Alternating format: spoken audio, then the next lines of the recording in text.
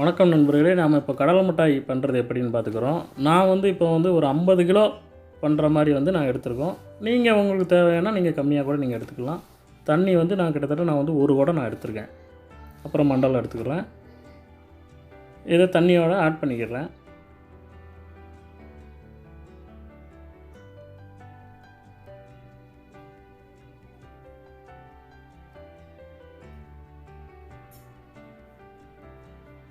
அப்படியே லைட்டாக அப்படியே கொதிக்கும் பாருங்கள்.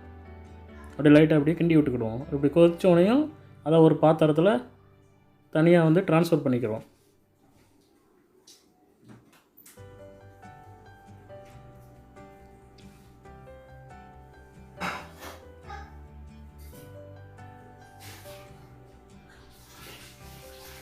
இதுக்கு பேர் பாவு. நம்ம ஏற்கனவே ஒரு பாத்திரத்தில் ட்ரான்ஸ்ஃபர் பண்ணோம்ல, அதிலேருந்து கொஞ்சம் எடுத்து சட்டியில் ஊற்றி கொதிக்க வைக்கிறேன்.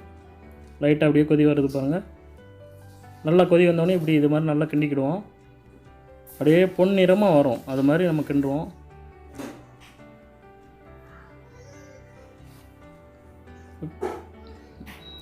நம்ம கீழே இறக்கி வச்சிட்டோம். இதோட கடலைப்பருப்பு, வறுத்த பருப்பை ஆட் பண்ணிக்கிறோம். ஆட் பண்ணி அப்படியே லைட்டாக அப்படியே கிண்டி விட்டுருவோம். கிண்டுங்க. சுற்றி கூட லைட்டாக கிண்டி விட்டுடலாம்.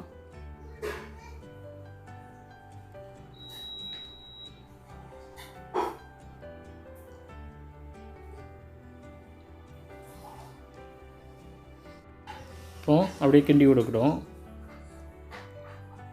சுற்றி அப்படியே லைட்டாக அப்படியே வலிச்சுட்டோம். நல்லா ஒரு பந்து மாதிரி திரட்டி இந்த மாதிரி வெட்டுறதுக்காண்டி நான் ஒரு தட்டில் போட்டிருக்கேன்.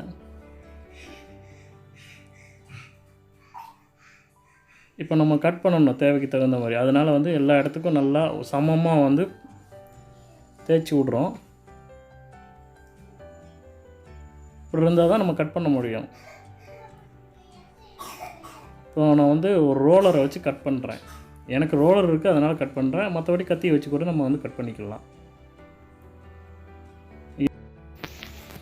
பாருங்கள், நான் நல்லா கட் பண்ணிக்கிட்டேன். சூப்பராக கட் ஆகிருக்கு பார்த்தீங்களா?